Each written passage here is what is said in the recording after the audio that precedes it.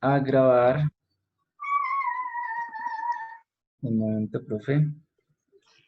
Listo.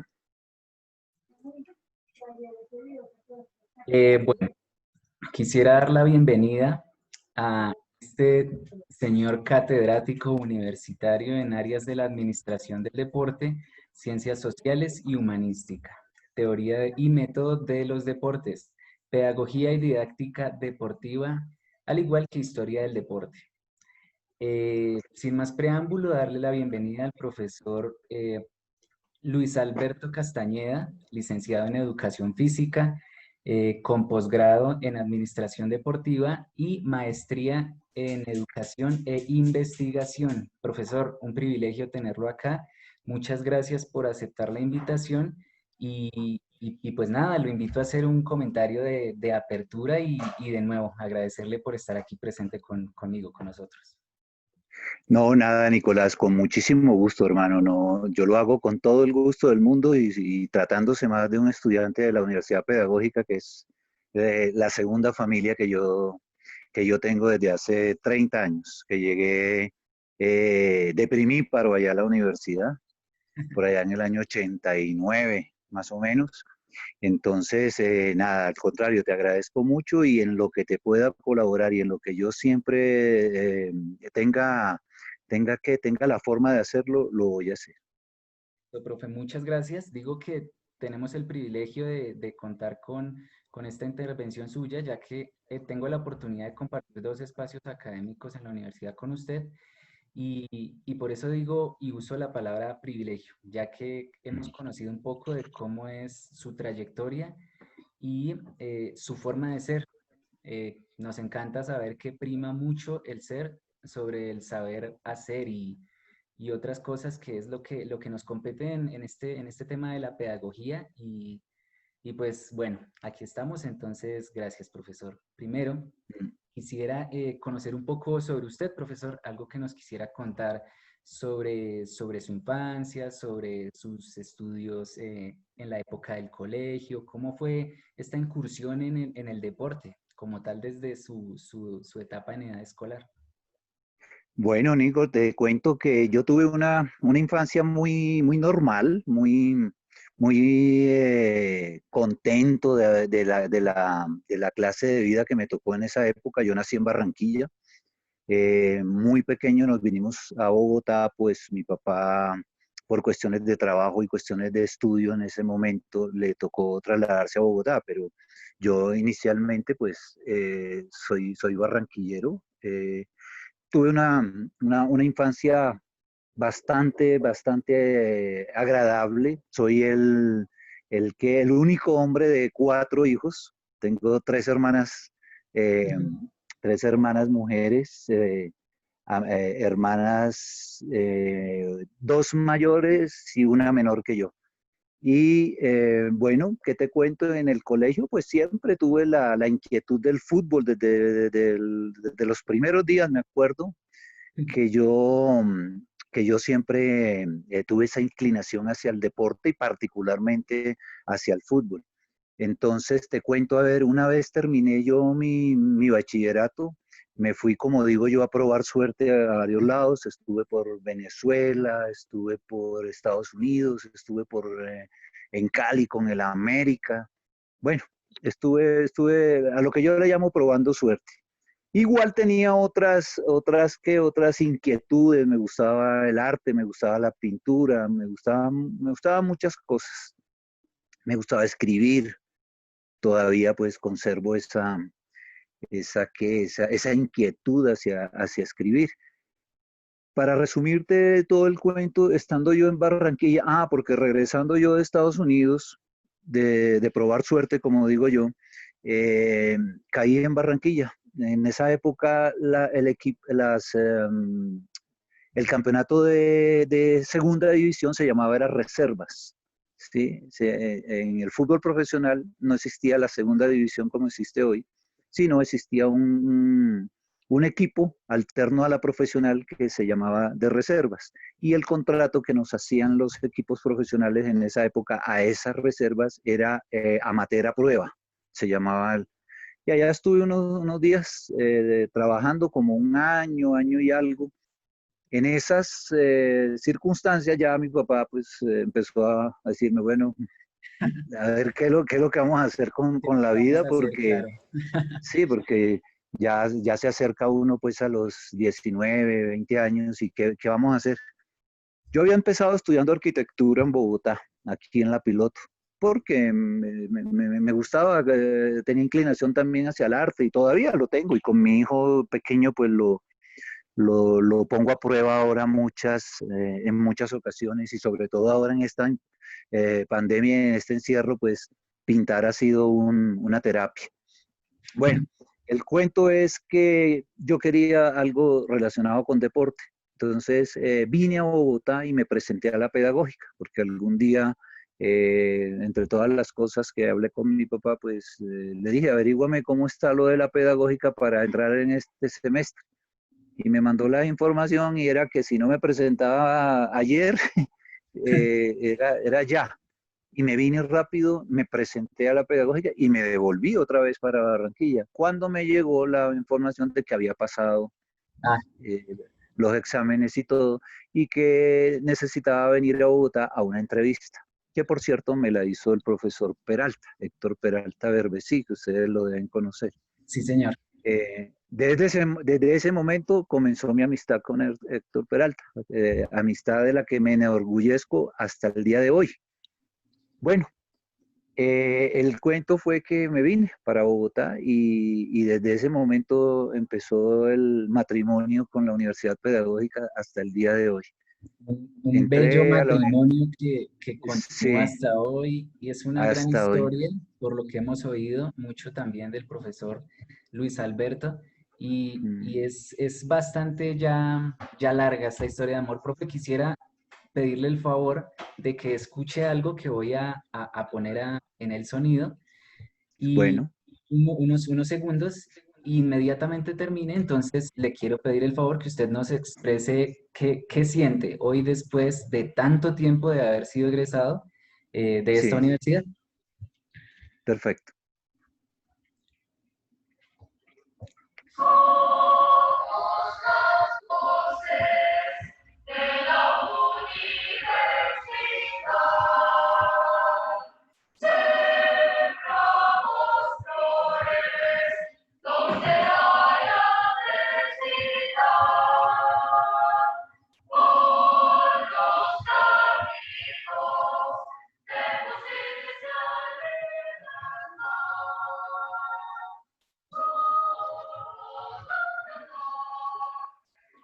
verdad.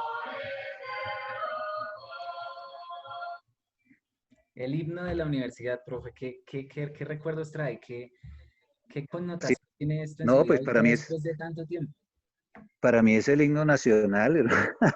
El himno nacional para mí es el himno de la pedagógica. Tuve la oportunidad inclusive de conocer a Arnulfo Briceño, que es el autor. Autor, sí, señor. Eh, lo conocí antes de que, pues él murió muy joven. Él inclusive fue decano de la, de la facultad ya de arte en la pedagógica y es el autor de la... No, no, pues es que ese himno para mí, pues para resumírtelo, cuando lo escucho en Bogotá, no me mueve tanto como cuando lo he escuchado, por ejemplo, en congresos panamericanos que hemos estado en Panamá, en República Dominicana, en Cuba, en México, en Venezuela, en Ecuador, en el Perú, casi siempre viajando con Héctor Peralta, ¿sí? Y un grupo de académicos allá que, que hasta hace muy poco éramos muy unidos, ya después los trabajos y las cuestiones familiares y muchas cosas pues nos han alejado, pero que teníamos como esa costumbre de estar mirando a ver cada vez a dónde íbamos llevando como las banderas esas de la universidad y, y muchos de ellos eran muy apreciados. Yo me acuerdo que Héctor Peralta llegaba a un congreso panamericano, por decirte algo, en Guatemala, que me acuerdo mucho, y cuando anunciaban que el profesor de la Universidad Pedagógica de Bogotá, el maestro Héctor Peralta, va a hacer se desocupaban todos los salones de las demás conferencias para ir a ver la conferencia de un personaje que venía de la Universidad Pedagógica. Entonces, para nosotros eso era un orgullo porque la gente nos preguntaba, ¿y usted dónde? Pues en las carapelas se veía, ¿no? Colombia, Universidad Pedagógica, y la gente preguntaba, ¿no? Uy, usted de la pedagógica, sí, inclusive de estudiante que íbamos a congresos y a eso, ya la gente nos miraba de otra manera porque éramos de la universidad pedagógica. Entonces, imagínense el orgullazo que sentía uno que no nos cabía en la ropa, pues, de tanto orgullo. Entonces, escuchar el himno de uno por allá, pues era mejor que escuchar el de Colombia, pues, con eso te digo todo. Y Claro, en las claro. justas deportivas y en el coliseo de la universidad, porque como yo hice toda mi carrera acá en la 72, eh, la mayoría de las cosas se hacían ahí.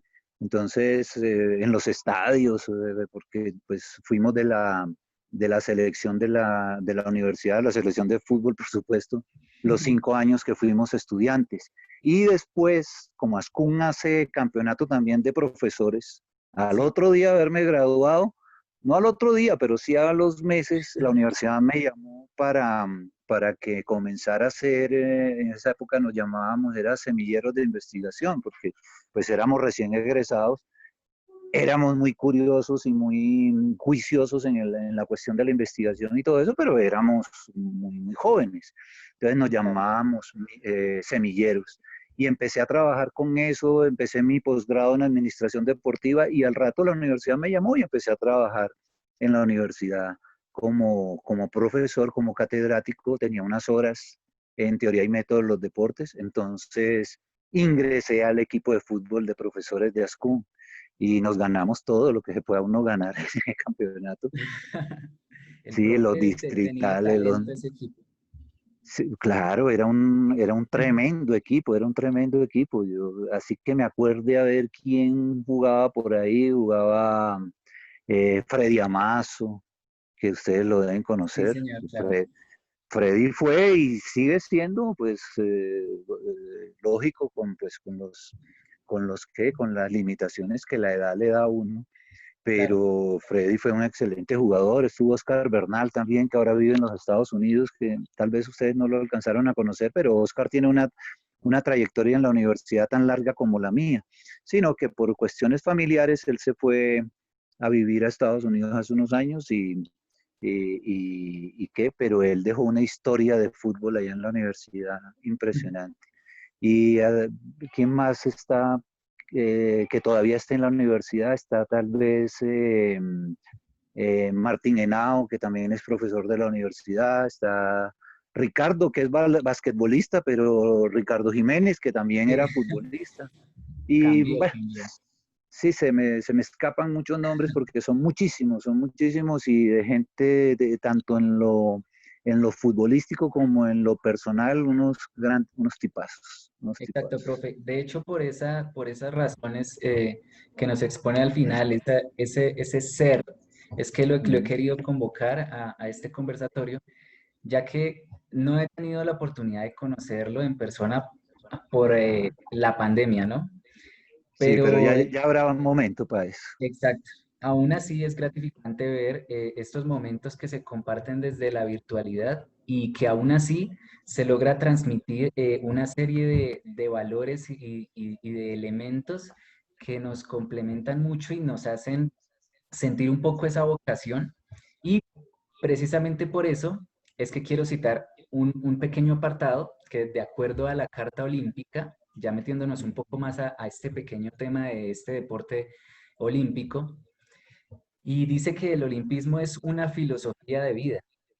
Esta Sí, afirmación significa que es una experiencia de vida, no es sí, una teoría acerca de una situación, sino la práctica de la teoría misma con el ser humano como centro de este enunciado teórico. El ser humano como individuo en su búsqueda de la excelencia, la calocagaxia. sí. Eh, Quisiera que me hablara un poco de eso, que piensa de pronto si aún en la actualidad se conserva esos principios olímpicos, esas virtudes, y, y si lo considera así, que me pudiera, no sé, dar algún ejemplo o de dónde podemos evidenciar ese tipo de valores y virtudes en un deportista de la actualidad. Nicolás, mira, si uno se remonta, porque es que hablar de la excelencia en el deporte, tocaría devolvernos. A mí hay una cosa que me gusta mucho y una asignatura que me gusta mucho cuando me la dan, pues, porque no siempre me la dan en la universidad, es historia, historia del deporte, historia deportiva. Y yo siempre, y los que han visto la materia conmigo saben que yo arranco desde los griegos, ¿sí? Entonces, porque el deporte moderno, los contemporáneos, los escritores contemporáneos lo abarcan o lo abordan desde la Inglaterra del siglo XIX, ¿sí? Desde ahí se entiende el deporte moderno como desde ahí. Yo siempre me he ido más atrás, yo siempre me he ido 2500 años atrás, en la época platónica, la época de Aristóteles ¿Y y cultura y de helénica, tal vez, Sócrates. profesor? Sí, claro, claro. Entonces, ¿por qué Platón? Hermano, cuando tú estás en el colegio y aún en la universidad, que la universidad ve dentro de sus asignaturas ve mucha filosofía y filosofía de las ciencias, aún en las universidades, pero peor aún en los colegios, te hablan mucho, cuando abordan el tema filosófico, te hablan mucho de Platón como si él única y exclusivamente en su vida hubiese hecho su labor académica, hubiera estado destinada única y exclusivamente a la filosofía como tal. Hay que hacer una aclaración. En la época helénica, como la llamas tú, la filosofía y la ciencia eran una sola cosa. ¿Sí? Eran un solo ser, una sola cosa. Hoy día no, hoy la ciencia va por un lado y la filosofía va por otro, cosa que ha ido en detrimento tanto de la filosofía como de la ciencia. Entonces, por qué me remito yo a Platón? Platón era un hombre que creía en el deporte más de lo que podemos suponer nosotros, porque se entiende que Platón es una de las mentes y uno de los hombres más sabios que ha dado la naturaleza humana, por supuesto, pero Sí. siempre nos han omitido esa partecita de quién era Platón con respecto a la actividad física, al deporte en sí, ¿sí? Para mí, Luis Alberto Castañeda, hoy profesor de la Facultad de Educación Física de la Universidad Pedagógica, Platón fue el primer, a ver cómo lo podríamos, el pionero del pensamiento olímpico, ¿sí? Así, con letras mayúsculas, pionero del pensamiento olímpico. ¿Por qué? Si uno revisa toda la literatura que dejó este hombre, te vas a dar cuenta que tiene una cantidad de alusiones a esa parte que no la omitieron. A mí, por lo menos en el colegio, no me la, ni me la dieron, ni me la estimularon para que la investigara, ¿sí? Empecemos por una cosa, el mismo nombre de Platón. ¿Sabías tú que Platón no se llamaba así? Ese era un apodo que él tenía. Platón se llamaba Aristócles. El nombre de Platón es un apodo casi que burlesco, casi que peyorativo, porque le decían Platón era porque él era luchador, ¿sí? Tú sabes que en la Grecia antigua, uno de los deportes más representativos pues eran los deportes de combate, la lucha grecorromana y la ¿Y lucha pugilato? olímpica Pugilato. lo que ellos llamaban pugilatos, ¿sí? Esa era una de las vertientes del deporte olímpico en ese momento y la otra vertiente eran las de las carreras, ¿sí? Las propias del atletismo que conocemos hoy día, los Exacto, sí. lanzamientos, el disco, la bala, la jabalina, etcétera, etcétera. Bueno, él estaba más por el lado del pugilato, entonces resulta que era un tipo que como era luchador tenía una espalda así de grande y los amigos le decían Platón porque pues, de verdad por detrás parecía un Platón, ¿sí? Y mire, Yo vine a saber eso cuando ya era grande, ya era viejo, ya había transcurrido mucho tiempo y mucho estudio sobre la filosofía que no sabía que este famoso Aristócles, el cuento de Platón era ¿cómo se llama esto? Un apodo y no su nombre como lo conocemos todos hoy día. Bueno, volviendo al cuento del olimpismo, él tenía ahí sí, una filosofía, y era que la integralidad, ojo, no la integridad, sino la integralidad del ser humano estaba dada en un 50% de habilidades intelectuales o académicas, por llamarlo de alguna manera, donde está exactamente, donde están las ciencias, el arte, la cultura, etcétera, etcétera. O sea, las cosas que tienen connotación académica. Y el otro 50% era la,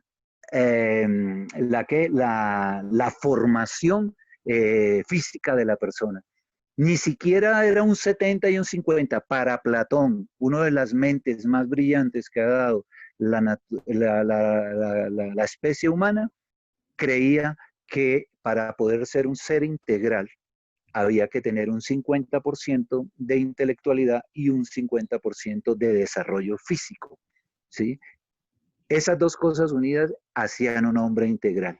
Ahora, detrás de eso habían muchas cosas, ¿no? Había, por ejemplo, yo considero que el padre del fair play no es de hace 40, 50 años que apareció el término y que se lo atribuyen a la FIFA, ¿sí? Porque tal vez fue el primer organismo o la primera organización deportiva de peso que empezó a hablar del fair play como fair play, ¿no? Porque a la hora de la verdad, el juego limpio ha existido siempre, ¿sí? Así es.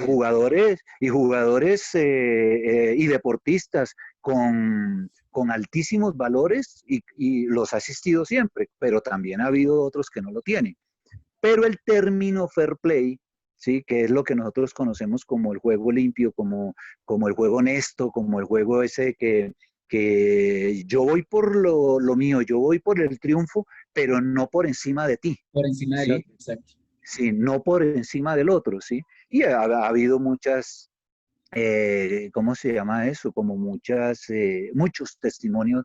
Hace muy poco discutía yo con mis, eh, con mis alumnos de didáctica, creo que fue de didáctica. ¿Tú no estás en didáctica conmigo? Sí, Sí, claro sí que estás. sí. Entonces fue con ustedes.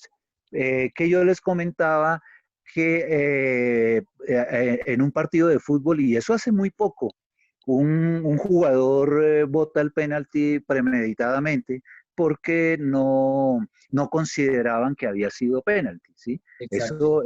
Eso no se da nunca. O sea, eso es algo que solamente una mente muy, muy bien puesta, o sea, alguien con un carácter y una personalidad muy definida.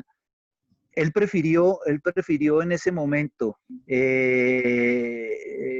atenerse al escrutinio de toda una afición a no tener que llegar a su casa y mirarse en el espejo y decir, hoy he obrado mal, Claro, ¿sí? Él prefirió eso, ¿sí? Porque es que el compromiso del juego limpio, el compromiso de la honestidad en el deporte no está ni siquiera de aquí para afuera, está es de aquí para adentro. hacia Y adentro, exacto. en ese momento ese señor o ese muchacho o ese jugador, en lo único que pensó fue en eso. Dijo, yo aquí hago el gol y quedo bien y quedo como un héroe. Pero yo llego a mi casa y me miro al espejo y digo, usted es una farsa, hermano. Usted es un farsante. Usted no hizo lo que tenía que hacer, ¿sí? Entonces, después se supo que el mismo entrenador, que creo que era Bielsa, le había dicho que no hiciera el gol, que por favor no lo hiciera porque seguramente él también pensaba en esos mismos lineamientos, ¿no? De Claro, que sí, yo gano el partido, pero ¿de qué manera lo estoy ganando? ¿Sí? Cuando la verdad es que no hubo falta, no hubo penalti, entonces él prefirió echarlo a un lado, y hoy todo el mundo lo recuerda por esa circunstancia, por ese dato en particular. Entonces, eso para mostrarte muchos otros testimonios donde se da el fair play. Pero sí es uno de los valores que a mí más me llaman la atención de lo que es el olimpismo. Ahora, me regreso otra vez al año 1896, que es el olimpismo moderno del que nosotros, me imagino que ustedes también hablamos en estas épocas. Claro. Es a partir de Pierre de Coubertin, ¿no? Entonces, toda la filosofía de vida de la que tú hablas, ese cuento del olimpismo, de los valores olímpicos, de los valores del olimpismo, se los debemos a Pierre de Coubertin. Yo en estos días discutía con alguien precisamente de eso, ¿sí? Por qué Pierre de Coubertin desde el principio, desde 1896, que es cuando parten los Juegos Olímpicos modernos, que por cierto se llevaron en Atenas, ¿no? En Los del Atenas, sí, señor. 96 se hicieron en Atenas, ya los del 90 se hacen en París por obvias razones, porque ya era presidente del Comité Olímpico Exacto. nuestro amigo Coubertin. ¿Cuál era el pensamiento filosófico de Coubertin? El pensamiento de Coubertin era que el olimpismo se diera en las mismas latitudes que se daba en Grecia. O sea, no esperar nada a cambio. Era el orgullo y el privilegio de serlo, de ser olímpico, de estar ahí. Y lo único que ganaban era, ¿te acuerdas? La famosa corona de hojas y bueno, ese era lo único, porque el resto era la gloria, La ¿sí? gloria, exacto. La gloria de estar ahí. Y ese era el pensamiento de Coubertin. Es más, todo el mundo asimila a Coubertin como un dirigente deportivo y él no era deportista, él era pedagogo, hermano, ¿sí? Él no tenía ninguna formación deportiva como tal. Pues sí, era un entusiasta con el deporte y todo lo que usted quiere, y con la actividad física, porque era apenas lógico que alguien que se le midiera a revivir una circunstancia tan importante de la humanidad que había quedado en el olvido por muchas circunstancias, por guerras y por pandemias y por lo que haya sido, hasta 1896 lo rescató y eso es lo que hoy todavía siguen siendo los Juegos Olímpicos. ¿Que se ha ido tergiversando?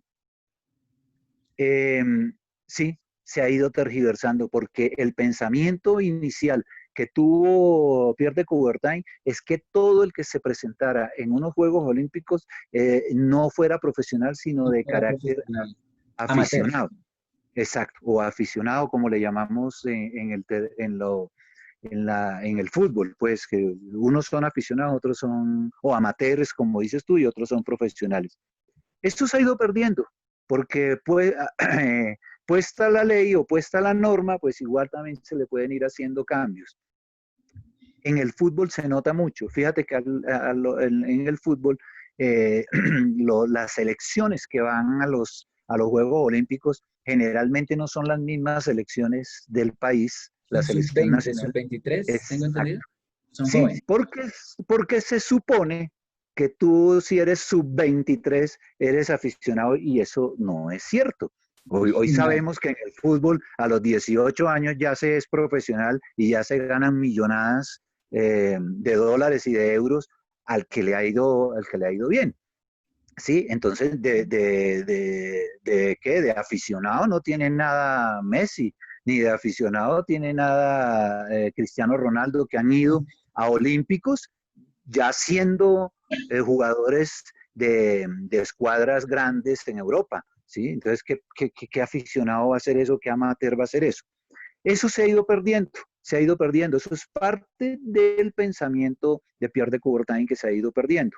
Otra cosa que tenía él era esto, era en ese momento pues él no hablaba de fair play porque el término no existía, ¿sí? Pero era el juego limpio, el juego honesto. Él tenía un pensamiento y era que el deporte de competencia pudiera algún día jugarse sin juzgar. Imagínate, Eso era una utopía que jamás prosperó porque, Claro. por obvias razones. ¿Sí? Hoy no solamente necesitamos un árbitro en fútbol, sino que necesitamos cuatro y aparte eso el VAR. Ah, ¿Sí? Para exacto. acabar de completar, ya no le creemos ni siquiera al árbitro y a los tres auxiliares que tiene. En Europa tienen hasta más, porque en Europa tienen uno de raya, ¿no? En la raya de gol tienen un La juez raya también, final, así es. aparte de los dos del laterales, aparte del juez principal y aparte del VAR. Entonces, mira cómo se ha ido perdiendo todo eso. No solamente no se va a poder nunca llegar al hecho de poder hacer un juego de fútbol sin arbitraje, porque eso es imposible. Eso es imposible, sobre todo en los deportes de contacto, ¿sí? Donde prima mucho la fortaleza física, ¿sí? Ya en un tenis ya es distinto, inclusive el Ultimate se juega Sin contacto. ¿sin qué? No solamente sin contacto, sino sin jueces, ¿sí? En ese sí se ha podido hacer. Entonces, hay deportes que se prestan, por ejemplo, en el tenis se podría prestar inclusive para esta clase de juzgamientos sin jueces, donde primaría solamente la honestidad de cada uno de los contendores, ¿sí? De decir, hombre, yo me equivoqué, o no fue punto, o estuvo por fuera de la raya, o adentro de la raya. Profe, Sí, dime, qué pena lo interrumpo, me surge una inquietud que me gustaría escuchar su opinión. dime. ¿Cómo la pedagogía, este campo de la docencia, debe incidir sobre los chicos, las personas que están en edad escolar, este deporte escolar que debería primar lo pedagógico y un poco lo que hemos venido hablando, estos valores, esta formación en valores, pero que se ha visto permeada y afectada por lo que es esta sociedad consumista, estos medios masivos de comunicación que promueven precisamente deporte de espectáculo, ¿no? Ya es Sí, un producto y que muchas veces para lograr esos objetivos tan elevados, ese punto tan alto que ha puesto este deporte espectáculo y estos deportistas de élite, que inclusive se conoce que en ocasiones recurren a la mejora artificial del rendimiento, como es sabido, y todo este marketing que trae también los productos que de una u otra forma mejoran también su rendimiento. Y esto o sea, esto es un fenómeno social, el deporte, que ha permeado, gracias a todo esto que he mencionado, a estos chicos en edad escolar, que muchas veces le juega en contra a la pedagogía y a la docencia, a la educación como tal, a causa de esta lucha de fuerzas, ¿no? Del valor, de los valores, de la pedagogía, y haciéndole contrapeso, pues todo lo que tiene que ver con esta violencia, esta pérdida un poco de la deportividad y de estos valores en ese deporte que nos venden y consumimos a diario. ahí tenemos responsabilidad todos.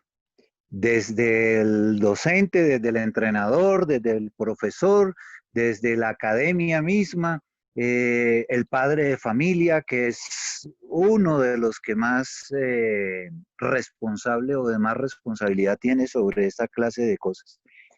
Sí, Nicolás, por cierto, antes de contarte unas anécdotas que yo he tenido alrededor de la formación de deportistas en edades escolares, yo los últimos años, antes de volver a la pedagógica, porque entre otras cosas te cuento, yo comencé de profesor tan pronto, me gradué como a los 2 años, sí, o año y medio, por allá en el año 97 más o menos de la universidad hasta el año 2008. Después me fui de la universidad como catedrático, ¿sí? Porque no me fui de corazón, no me fui físicamente de la universidad como profesor y volví ahora hace 3 semestres atrás, o sí, 2 semestres atrás, me, me volví a vincular a la universidad. En todo este tiempo estuve andando por muchos lados, uno de ellos fue Coldeportes, el último. Y particularmente en el programa Supérate, que es el deporte de alto rendimiento en personas entre los 7 y los 18 años. Entonces, conozco de primera mano, porque fui supervisor de ese programa. Además, me gusta mucho, o siempre me ha llamado mucho la atención la formación en esas edades, la formación deportiva en esas edades, sobre todo la teoría y el método del deporte, en este caso concreto para mí el fútbol, y que detrás de eso venga todo un caudal de formación de la persona. ¿Sí? Nosotros acá implementamos muchas cosas. Te digo lo de los padres de familia porque es el primero que incide en que muchas circunstancias que nosotros buscamos como pedagogos no se den. Y es el padre que le inculca al muchacho que por encima de cualquier cosa está el ganar, ¿sí? Por encima de cualquier cosa está el triunfo, ¿sí? Cueste lo que cueste. Y él precisamente es el primero que incita inclusive a la violencia dentro del campo mismo, ¿sí? Porque a él lo que le interesa es decir, mi hijo hizo el gol tal, ¿sí? Entonces, desde ahí comienzan los problemas en la formación de este deportista que apenas está empezando. Desde ahí. Sigue el mismo entrenador. Hay mucho entrenador que no tiene la formación que ustedes tienen, por ejemplo. ¿Sí? Hay mucho entrenador y yo lo hablo cada rato, yo digo, ustedes son unos privilegiados, porque buenas facultades de deporte las hay. ¿Sí? No vamos a caer pues en el romanticismo de pensar que nosotros somos los únicos. Sí, somos buenos, claro, somos buenos, pero no somos los únicos. Pero sí somos los únicos pedagogos en todo Colombia, ¿sí? Porque somos los únicos, ustedes que tienen, aparte de la formación académica normal, aparte de la formación técnica normal de una facultad o una licenciatura en deporte, tienen la formación en pedagogía. O sea, el paquete completo, el combo completo, como digo yo, ¿sí? Ustedes tienen esa gran ventaja que más que ventaja es un privilegio. Es un privilegio porque ustedes son capaces de mover y de desarrollar una actividad como es la actividad deportiva desde todos los ángulos, desde el ángulo deportivo, el ángulo puramente técnico, el ángulo puramente académico y como si fuera poco de lo puramente pedagógico. Que sabemos que mucho jugador, mucho deportista, ¿cómo le ha hecho de falta haberse formado en un ambiente donde la pedagogía tuviera cabida, donde la pedagogía tuviese un peso, ¿sí? Porque ese peso pedagógico es la que da los valores, ese peso pedagógico es la que te da la formación, ¿sí? Más allá de lo puramente técnico. Tú puedes ser James Rodríguez, ¿sí? Puedes tener todas las habilidades y el talento de este muchacho, ¿sí? Pero si no tienes una formación personal, ¿sí? No vas a ser integral, hermano, ¿sí? De pronto vas a producir, sí, produce dólares y produce euros, ¿y qué? ¿Y qué? ¿Sí? ¿Cuánto jugador no se pierde? ¿Usted sabe la pedagogía que le faltó a Diego Armando Maradona, hermano? ¿Sí? ¿Usted sabe cuánta pedagogía le falló a él por haber tenido entrenadores que lo único que les interesaba de él era esa zurda mágica que el hombre tenía y no se preocuparon por el ser humano que tenía esa magia en esa pierna izquierda? ¿Sí? ¿Cuánta falta? Mire, ahora que lo veo por ahí, hace poco vi un video de él todo borracho y todo, sí, bailando en plena pandemia, todo drogado y todo vuelto. ¡Qué dolor! Porque es que yo me levanté Maradona, hermano. Yo soy ochentero, ¿sí? Para mí Maradona era, gustándome el fútbol como me gusta, para mí Maradona en ese momento era Dios. Hoy día no es nadie, hermano, para mí, ¿sí? ¿Por qué? Porque se me cayó el hombre, se me cayó el ser humano, ¿sí? Y yo sigo viendo los partidos en el 86 cuando fue campeón mundial en México y digo, no joda, hombre, qué desperdicio tan grande, Dios. ¿Ah? Ya para mí Maradona no existe. No existe, no existe, no existe porque no, porque se me cayó el ser humano, se me cayó la persona, se me cayó. Sigue siendo magia lo que hizo, sí, claro, sí, pero eso no me, no me nubla, sí, la vista para ver qué no hizo de su vida. ¿Qué le faltó a él? Pedagogía, hermano, le faltó valor, le faltaron valores, le faltó, eh, cómo te diría yo, hombre? Le faltó orientación, ¿sí? Él no tuvo nadie que lo orientara. Entonces, ¿a qué voy yo en esto versus la experiencia que tengo reciente con los juegos Supérate en Coldeportes? A mí me tocaba ir por todo el país, ¿sí? Desde San Andrés hasta Leticia, llevando pues toda esta filosofía que teníamos dentro de Coldeportes con relación a lo que debería ser el deporte en edades escolares, ¿sí? Habían metodólogos, yo fui metodólogo también una época, habían metodólogos, habían entrenadores, habían médicos, habían todo, y todo el mundo hablaba única y exclusivamente de cómo rendir y rendir y rendir y rendir. Un día cualquiera yo me reuní con ellos y les dije, hombre, a mí también me gustaría que miráramos la parte humana del pelado, ¿sí? Del jugador. Y, propuse en ese momento que se hiciera como un departamento, sí, bueno, no psicológico, porque sonaba como que eh, estuvieran locos los pelados o algo, porque aquí cuando hablamos de psicología o de psiquiatría, es que si a mí me mandan donde el psicólogo es que estoy loco, no Sí. era eso, pero sí era un departamento que se encargara de esa parte, de la parte mental del muchacho, ¿sí? Entonces me dijeron, sí, muy bonito todo eso, pero eso es retórica, eso se queda en el papel. Le dije, no, es que yo voy a las provincias, a mí me toca ir a la costa, me toca ir a Boyacá, me toca ir al Pacífico, a Quibdó, a Nariño, al Valle del Cauca, atrás a Leticia, me toca ir a los Llanos Orientales. Entonces yo puedo ir y llevar puedo inclusive capacitar en ese sentido porque me interesa esa parte. No, pero si usted fue futbolista, a usted lo que le importa es el... Le dije, sí, y me encanta ganar, pero me encanta ganar integralmente. Entonces, mira, para no alargarte mucho la cosa, habían cosas como estas en los partidos de fútbol, que es donde más se ve agresividad, agresividad que se convierte en violencia, violencia que se convierte en un partido fallido, ¿sí? En tarjetas rojas y en el pelado que no puede jugar durante 4 partidos, se le acaba el campeonato, frustraciones, todas esas vainas, porque todo eso había que tenerlo en cuenta. Yo les dije, vea, vamos a hacer una cosa, vamos a modificar un poco el reglamento donde no haya expulsados. No, profe, eso no se puede, ¿cómo así? Si eso es pues, la esencia.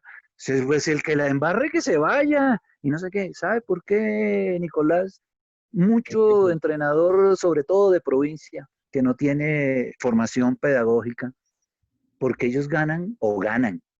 Si la tierra se abre y se atraga al arquero del otro lado, ojalá, sí, pero el caso Mejor. es ganar. Si le cae un rayo encima, ojalá, sí, pero que se vaya.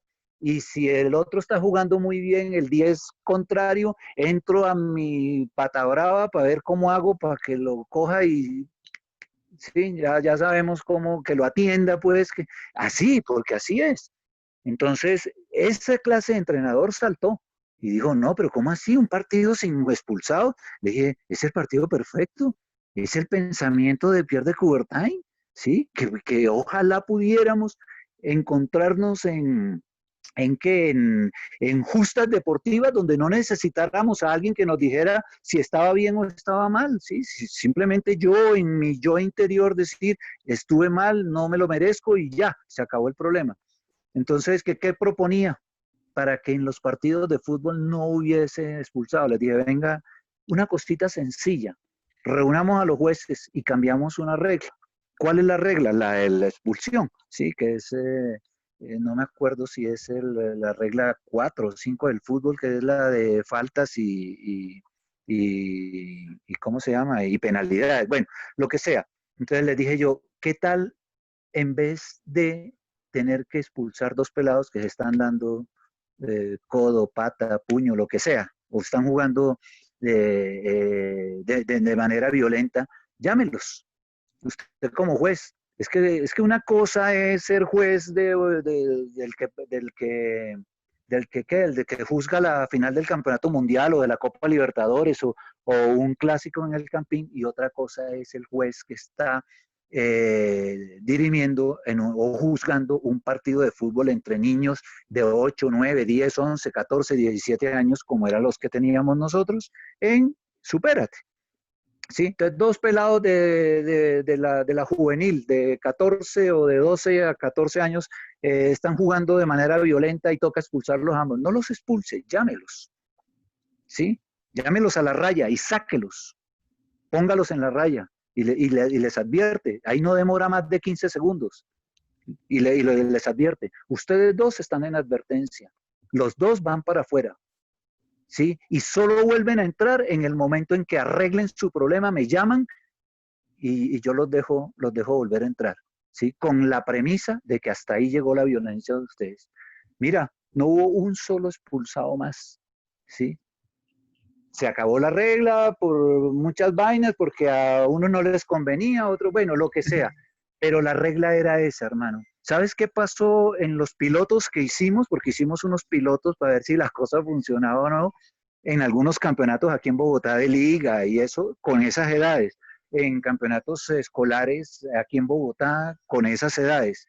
¿Sabes qué pasaba? Tú le decías a los dos jugadores, afuera, a la raya, cuando hayan arreglado su problema, y hagan el acuerdo de que de ahora en adelante van a jugar con lo que permite la norma, no vuelven a entrar.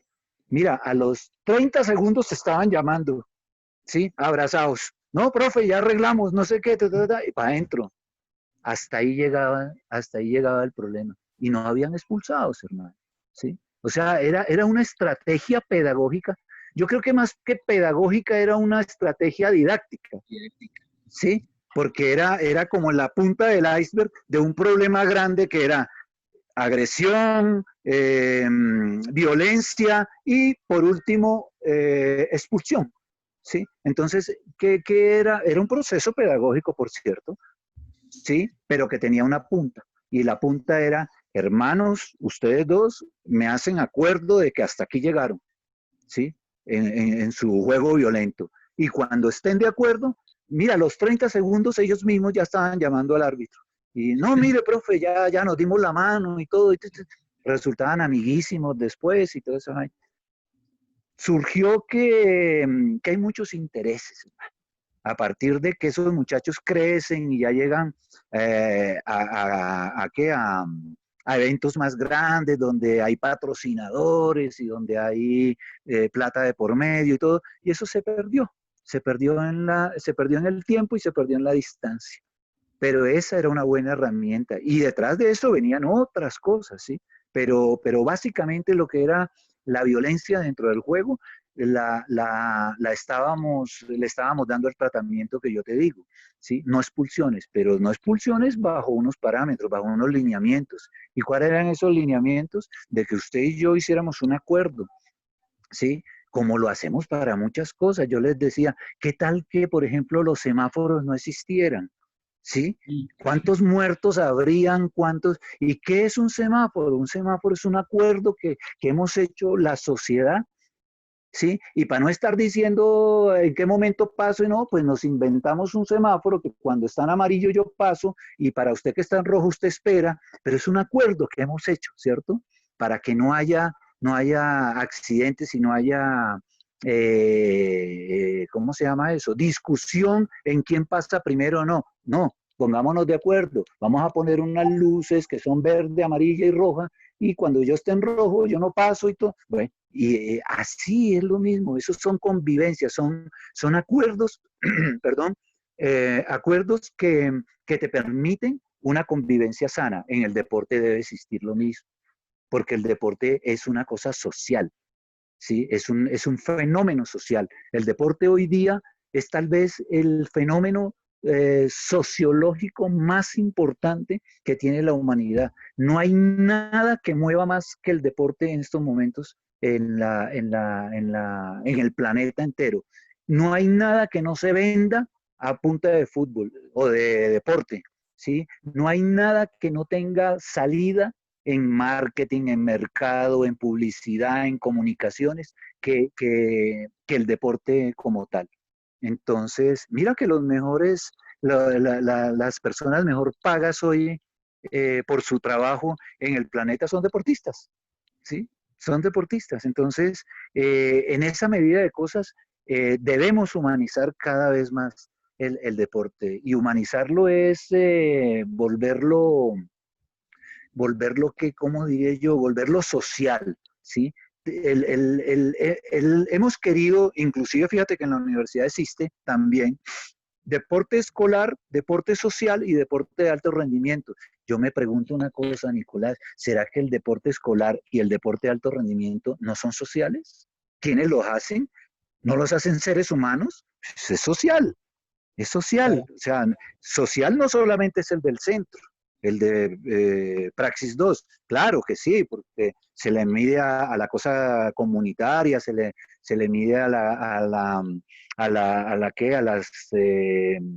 las comunidades en estado de vulnerabilidad. Todo eso es cierto, ¿sí? Pero ¿será que el deporte de alto rendimiento no es social? Por supuesto que es social, pero hay que Claro. darle otro tratamiento desde lo social y no divorciarlo de lo social.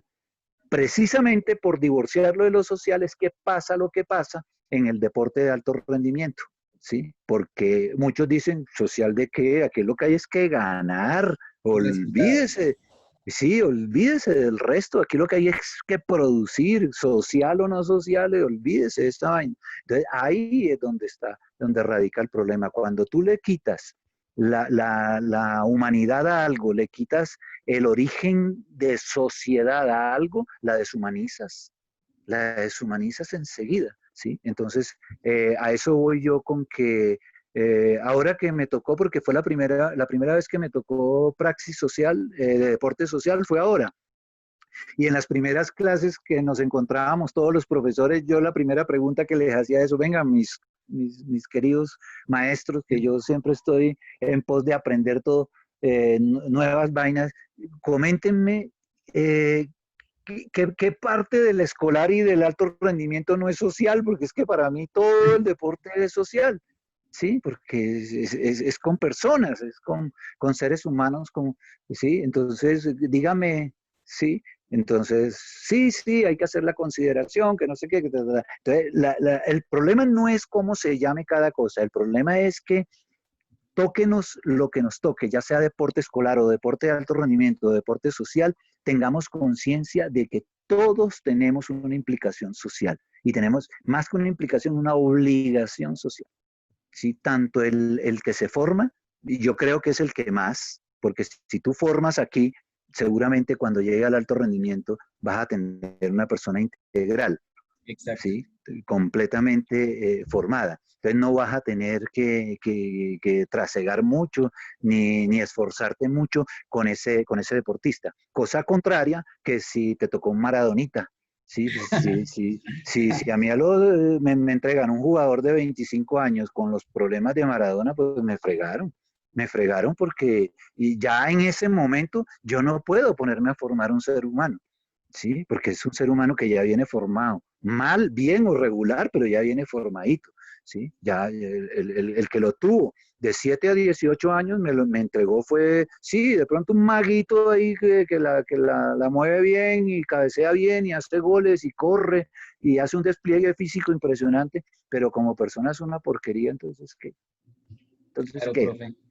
Entonces, esas son las cosas que hay que irle rescatando al deporte. ¿Que no se hace de la noche a la mañana, Nicolás? Por supuesto que no, por supuesto que no. Sí, Yo tengo muchas esperanzas y es que este encierro y esta pandemia, esta vaina ha dividido a la humanidad en dos. Sí, esto no estaba presupuestado para nadie. ¿Sí? Esto fue una cosa que nadie la tenía pensada. Entonces yo digo, para bien, que nos ponga a pensar qué es lo verdaderamente valioso de la existencia, ¿sí? Aparte de la vida, pues, porque ya quedó claro, ya Sí. quedó claro. Lo más importante que tenemos como seres humanos es la vida. ¿Sí? Y de ahí parte el resto, porque en estos días lo decía un industrial, y eso que son los que más han peleado para que reabran las cosas rápido, el comercio, la industria, los viajes, el turismo, etcétera, etcétera, porque es la plata, o sea, ahí es donde está. Y él decía, pues que sí, que la economía era importante, pero si nos moríamos todos, ¿quién compraba? ¿Sí? Y es verdad. Entonces, lo primero que hay que salvar es la vida. Entonces, yo soy optimista en ese sentido de que esta experiencia va a poner, ojalá a la humanidad a pensar en otras cosas más importantes que el tener propiamente dicho. ¿Sí? Yo en estos días dicté una conferencia sobre calidad de vida, que inclusive los invité a muchos de ustedes a que se sumaran, y los que estuvieron se deben acordar que, que dentro de los parámetros de calidad de vida hay un parámetro o una determinante que es la determinante económica, ¿sí? Pero esa determinante económica está dada en qué? En tener, hermano, el tener, ¿sí? Y el tener no lo es todo en la vida. Entonces yo lo que digo, ojalá esta pandemia y esta emergencia que hemos tenido, porque es una desgracia además, es una desgracia humana para todo el mundo, nos ponga a pensar a la gran mayoría qué es lo verdaderamente importante, ¿sí? En la existencia de los seres humanos. Y particularmente en el deporte, ¿qué es lo realmente importante de la actividad física como tal? Aparte de lo que yo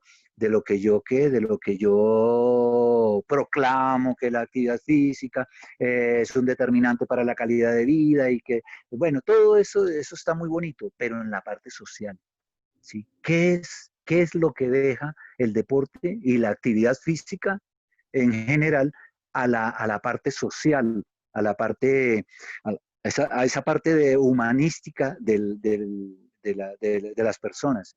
Ahí es donde yo creo que va a quedar mucha enseñanza, porque del otro lado la enseñanza ya quedó.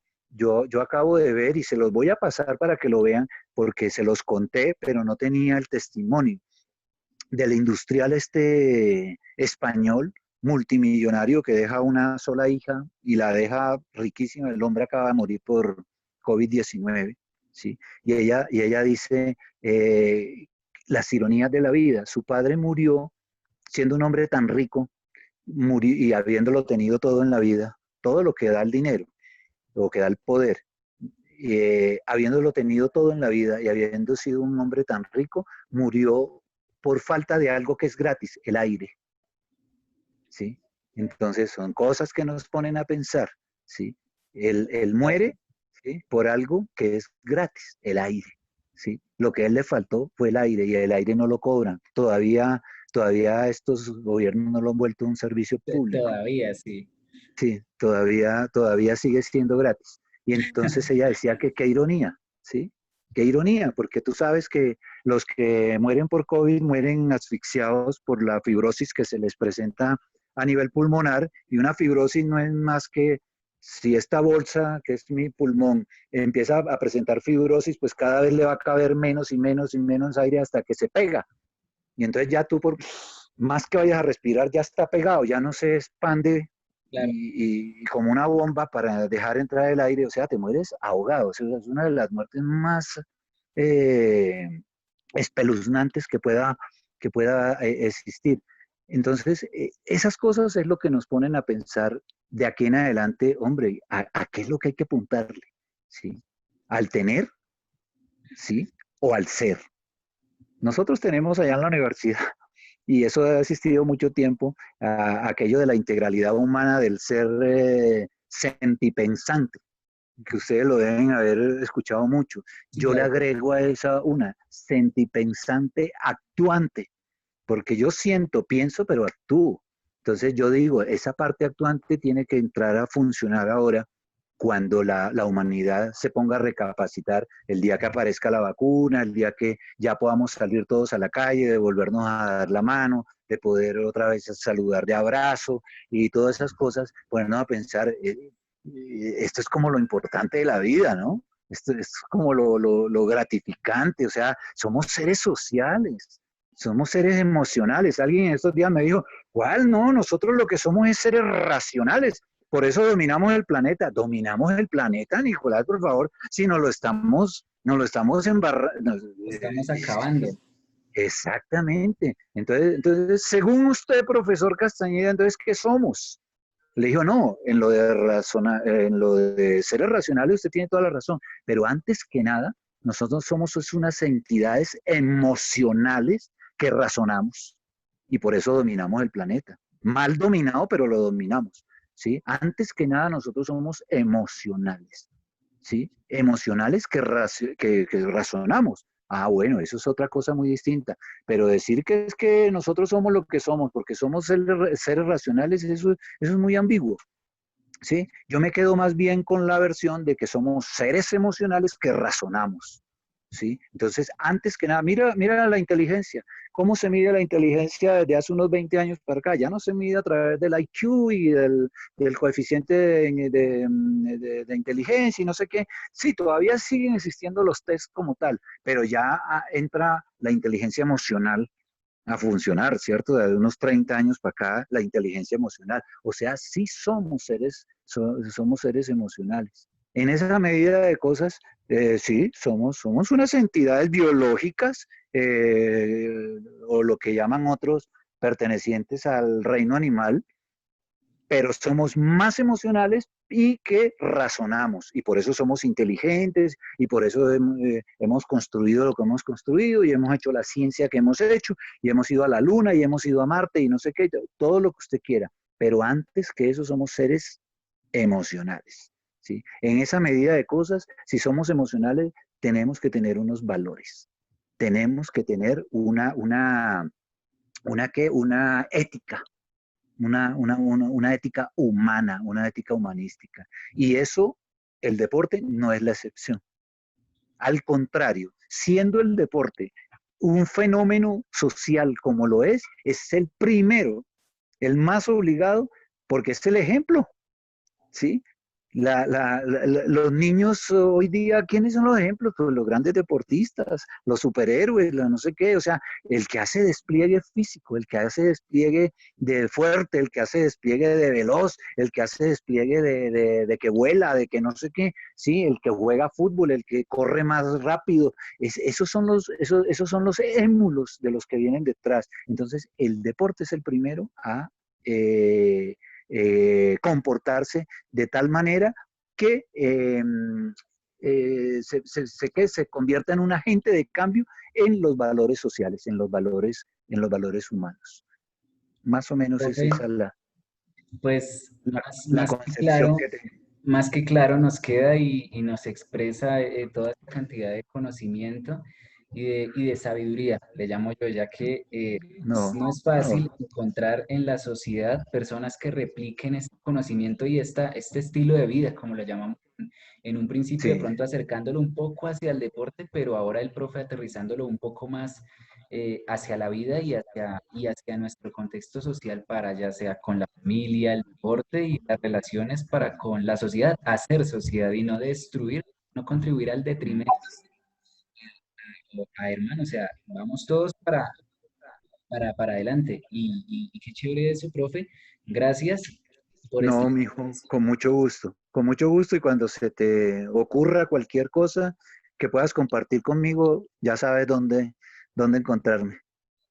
Muchas gracias, profe. Para Bueno, finalizar, en un minuto, sí. ¿qué valor ha primado durante toda su vida y usted considera que ha sido su estandarte que considere uno nada más? Ahí está un poco difícil, pero que usted diga el valor primordial que prima en su vida y que debe, y que ha primado, que siente que es su mayor valor. Normalmente a manera de cliché cualquiera diría, uy, son tantos, No, uno solo, Nicolás, lealtad, la lealtad. Un ser humano leal, un ser humano leal es un ser humano honesto, es un ser humano ético, tiene todas las, sí, es un ser humano honrado, es la lealtad, ¿sí?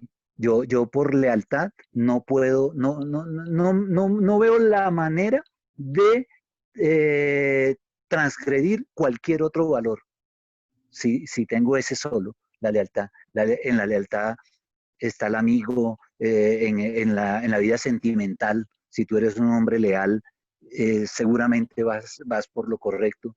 En los sentimientos a su papá, a su mamá, lealtad, mi hermano, la lealtad, creo yo. Más allá de, porque o cualquiera diría, no, una persona honesta. Sí, una persona honesta es una persona que tiene un valor importantísimo, pero de pronto no es leal. Sí, es honesto, pero no es leal. Entonces, para mí, la lealtad, eso y la coherencia, hermano. Porque cuando tú eres coherente, ¿qué es para mí coherencia? Es la concordancia que hay entre lo que digo, entre mi discurso y mi praxis. ¿Sí? Si el uno va por un lado y por el otro, yo no soy coherente. Coherente es el que puede llevar a la práctica todo lo que emite a partir de su discurso. Eso es coherencia. Y por lo general, los coherentes son leales. Entonces, me quedo con la lealtad. Listo, profe, gran elección. Nada Sí. menos de esperar de un profesional como usted. De nuevo, agradecerle por esta intervención, por este espacio tan que nutre demasiado. Seguramente se va a compartir en el espacio de Cátedra Olímpica y Ajá. seguramente, igual que yo, van a quedar pues extasiados con su intervención y No. gracias. Es apenas devolverle algo a la academia de lo que me ha dado. Es simplemente eso, es devolverles un poco de lo que esta alma mater me ha dado a mí. Porque yo soy lo que soy hoy día porque me han formado allá.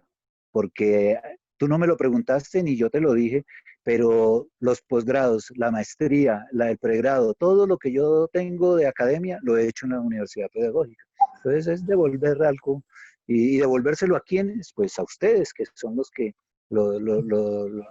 son la materia prima, o sea, son la razón de ser de la academia. Entonces, mientras se pueda, hermano, aquí estamos. Listo, profe, muchas ¿Ok? gracias. Hasta luego, que esté muy No, bien. a ti. Chao. Nos vemos ahorita en didáctica, que ya Ya, estamos ya vamos para todos. allá. Sí, listo. Chao.